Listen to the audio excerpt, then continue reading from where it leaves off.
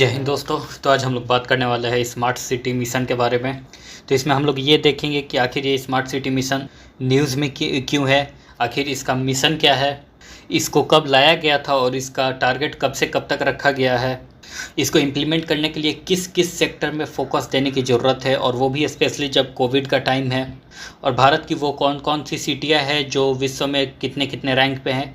तो हम लोग फिर करते हैं इस वीडियो को स्टार्ट। तो इसका जो मिशन है वो जो सिटीज़ है उसको नवीकरण करने का है, मतलब उसको फिर से नया करने का, उसको अच्छी तरह से स्ट्रक्चर तैयार करके उसको इम्प्लीमेंट करने का है, ताकि जिस जिस सिटी में जैसी जैसी प्रॉब्लम है उस प्रॉब्लम को सॉल्व करके और लोगों को बेहतर ज़िंदगी दिया जा सके। तो उसके ऊपर ये स्मार्ट सिटी मिशन काम करता है, जिससे कि लोगों को हर चीज़ की व्यवस्था मिले, वो फ्रेंडली फील करे वहाँ पे, उनकी लाइफ ज़्यादा स्ट्रेसफुल ना हो। वो मतलब उनकी जितनी भी रिक्वायरमेंट है, जितनी भी ज़रूरत है, वह या तो वो जॉब से लेके हो, या तो वो पॉल्यूशन से लेके हो, या तो एजुकेशन से लेके हो, हेल्थ से लेके हो, जितनी सारी भी प्रॉब्लम है, या तो ट्रैफिक से हो, या तो लोगों के ट्रांसपोर्टेशन से हो, जितनी भी प्रॉब्लम है उनको सॉल्व करने के लिए अगर वो चीज़ें सॉल्व होती तो वो जो सिटी है वो स्मार्ट सिटी में काउंट हो जाएगी। तो लोगों की ज़िंदगी को बेहतर बनाने के लिए स्मार्ट सिटी मिशन को इम्प्लीमेंट किया गया है।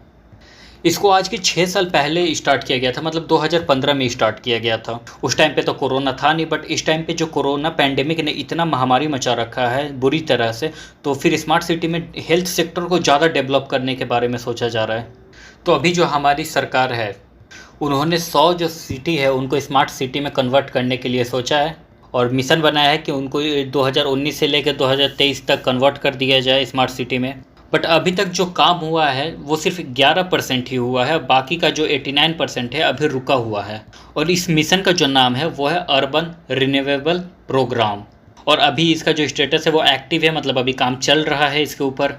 और ये लॉन्च किया गया था हमारे अभी हाल के प्रधानमंत्री जी नरेंद्र मोदी जी के द्वारा। और ये जो मिनिस्ट्री के अंदर आता है वो है ministry of housing and urban affairs. और ये जो है सेंट्रली स्पॉन्सर्ड स्कीम, जिसका मतलब होता है कि जहाँ सेंटर और स्टेट दोनों मिलके काम करेगा, मतलब दोनों पैसे देंगे, सेंटर भी पैसे देगा और स्टेट भी देगा।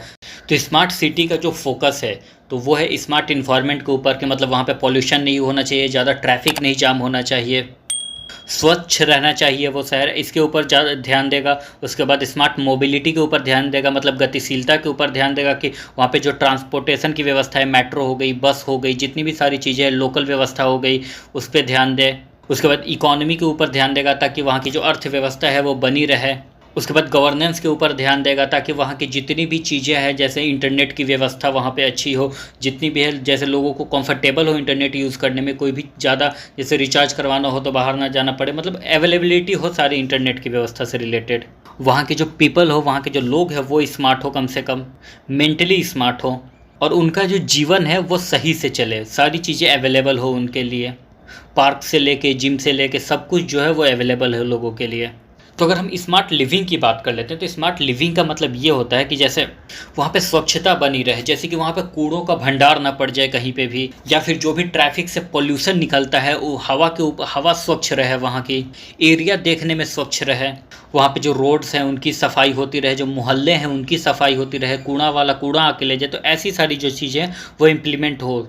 उसके बाद जो पानी का जो सप्लाई है वो प्रॉपर हो, पानी हर लोगों के पास पहुंचे, जो इलेक्ट्रिसिटी की व्यवस्था हो वो सही रहे प्रॉपर तरीके से, जो घर हो वो वेल डेवलप हो, उनको उनकी मेंटेनेंस, घर की मेंटेनेंस अच्छी रहे, कम से कम वहाँ पे फायर एग्जिट हो, क्योंकि जो घर को बिल्ड किया जाए कि कहीं कोई अननेचुरल चीज़ें हो गई, बाई चांस ही कोई सडनली कोई दुर्घटना हो गई, तो वहाँ पे लोगों को सुरक्षित किया जा सके, लोगों की सेफ्टी के ऊपर ध्यान दिया जाए कम से कम, और लोगों को कोई ओपन स्पेस मिले, जैसे एक मोहल्ले में एक पार्क बन गया, एक जैसे एक सेक्टर में एक पार्क बन गया, तो ऐसे पार्क बने रहें ताकि लोग वहाँ पे जाके घूम सके, मतलब कि ओपन स्पेस ज़्यादा हो ताकि ज़्यादा वो कंजर्वेटिव ना हो। अगर कंजर्वेटिव होगा तो लोगों मेंटली प्रेशर पड़ेगा।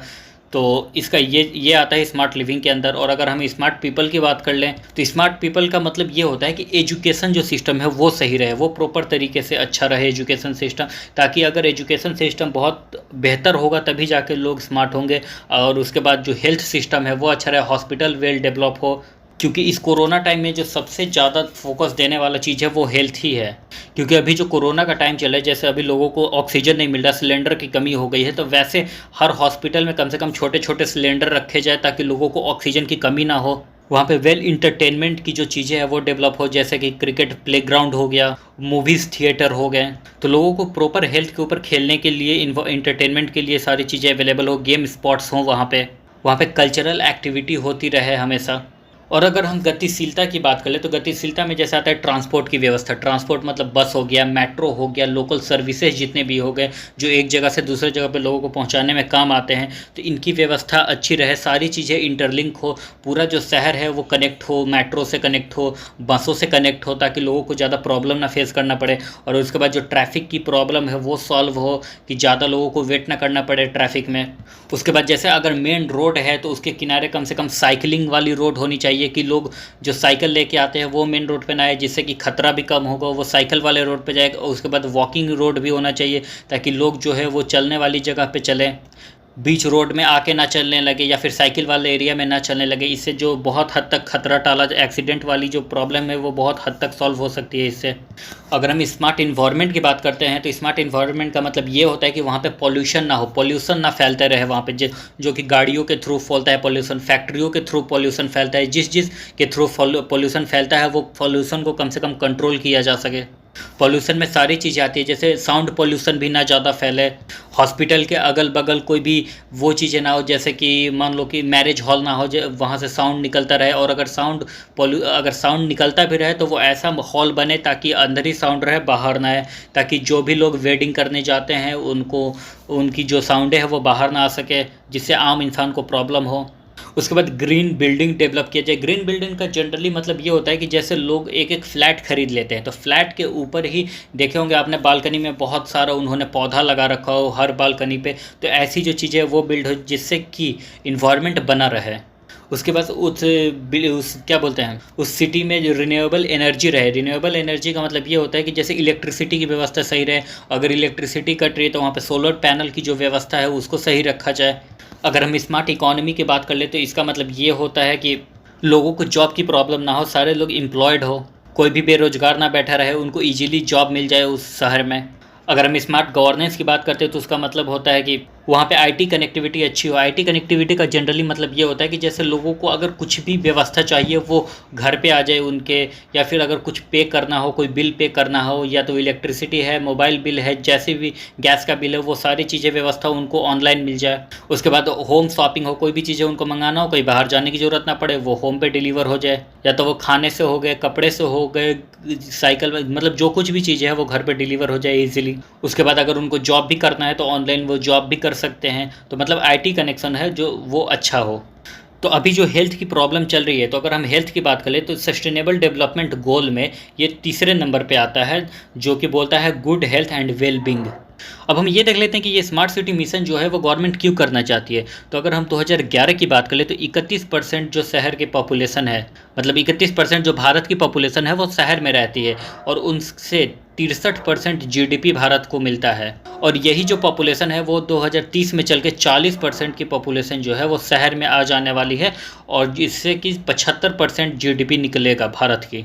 इसके लिए टोटल गवर्नमेंट ने 2 लाख करोड़ रुपए लगाए हुए हैं ताकि स्मार्ट सिटी जो है वो डेवलप किया जा सके। अगर हम स्मार्ट सिटी मिशन के काम के ऊपर बात करें तो ministry of housing and urban affair, जिसका कि शॉर्ट फॉर्म MHUA, इसके द्वारा ये बोला गया है कि यूपी बहुत अच्छा राज्य है जो कि इस मिशन को अच्छी तरह से इम्प्लीमेंट कर रहा है, और इंदौर और सूरत 2 ऐसे स्टेट हैं जो इसे बहुत अच्छी तरह से, 2 ऐसे शहरें हैं जो बहुत अच्छी तरह से काम कर रहे हैं ये इसके ऊपर। और अगर दूसरे नंबर पर बात कर ले तो दूसरे नंबर पे MP है, और तीसरे नंबर पे तमिलनाडु है जो इस मिशन को अच्छी तरह से लेके चल रहे हैं। और इसके अगर महत्व की बात कर ले कि इस मिशन का महत्व क्या है, तो इससे जो हमारी इकॉनमी है, जो हमारा अर्थव्यवस्था है भारत का, उसमें ज़्यादा ग्रोथ मिलेगा, मतलब ज़्यादा वो अच्छे तरह से और ज़्यादा पैसे निकल के आएंगे हमारी इकॉनमी में, जिससे कि भारत को बहुत फ़ायदा होने वाला है। और जो दूसरा है वो ये है कि जो लोगों की ज़िंदगी की क्वालिटी है वो बेहतर होगी। जैसे लोग बहुत ही स्ट्रेसफुल रह रहे हैं आजकल, बहुत ही, जब देखो आने जाने वाली ज़िंदगी हो गई है, तो उसमें बहुत ही ज़्यादा इम्प्रूवमेंट होगी। लोग अपने हेल्थ के ऊपर ध्यान देंगे, या उनको अच्छी ज़िंदगी मिलेगी। जो तीसरा महत्व है कि अच्छी तरह से टेक्नोलॉजी का इस्तेमाल कर सकते हैं इसमें, चौथा यह है कि लोग सीमित साधन में नहीं खुश रहेंगे। अब मतलब जैसे लोग इतना है तो इतने में खुश रहते हैं, अब लोग अगर सही रहेंगे, अच्छी क्वालिटी मिलेगी उनको ज़िंदगी की, तो वो और ज़्यादा बेहतर करने की कोशिश कर रहे हैं। तो इससे बहुत ज़्यादा इकोनॉमी में भी हमें मदद मिलेगा। आजकल लोग बहुत ज़्यादा स्ट्रेस में रहे हैं, क्योंकि काम की वजह से, इन्वायरमेंट की वजह से, पॉल्यूशन की वजह से, इन सारी चीज़ों की वजह से स्ट्रेस में रह रहे हैं। तो ये चीज़ें लोगों के अंदर सुधरेगी, उनकी मेंटल जो प्रेशर है वो बहुत कम हो जाएगा। क्योंकि अगर चारों तरफ हरियाली ही हरियाली देखने को मिले तो मेंटल लेवल बहुत, मतलब बॉडी एकदम पीसफुल फील करती है। तो भारत की 4 ऐसी शहरें हैं जो कि विश्व के शहरों में टॉप 100 में आती है। तो और उनकी रैंकिंग में बता दे रहा हूँ आपको, हैदराबाद है सबसे पहले नंबर पे, वो 85 रैंक पे आता है। और न्यू दिल्ली है जो कि 86 रैंक पे आता है। मुंबई है जो कि 93 रैंक पे आता है। और बेंगलोर है जो कि 95 रैंक पे आता है।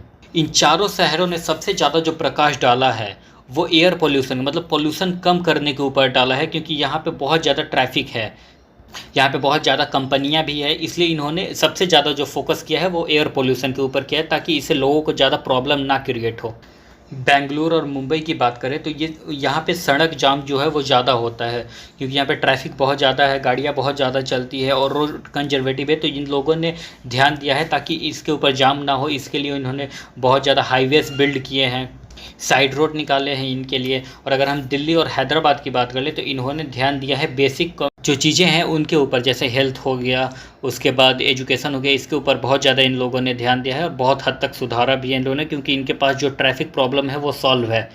तो आई थिंक आपको ये वीडियो नॉलेजेबल लगा होगा। तो मिलते हैं नेक्स्ट वीडियो में। जय हिंद।